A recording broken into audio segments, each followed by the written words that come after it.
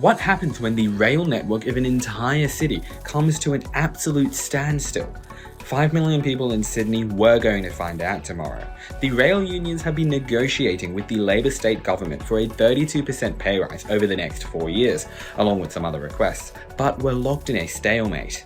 To keep the government at the table, they had planned to stop all rail services in New South Wales from Friday morning to Sunday morning. That would have left the nearly 1 million people who use our rail network every day high and dry, with no ways to get around by train. A rail shutdown on this scale in Sydney has never actually happened before, and it would have been pretty disastrous. Thousands would have driven instead, causing crippling congestion on our roads, with many others left with no option but to stay at home. Getting people efficiently to sporting events, school and uni exams, and important functions would have all become much more difficult, no doubt costing our economy and the livelihoods of people across the state dearly.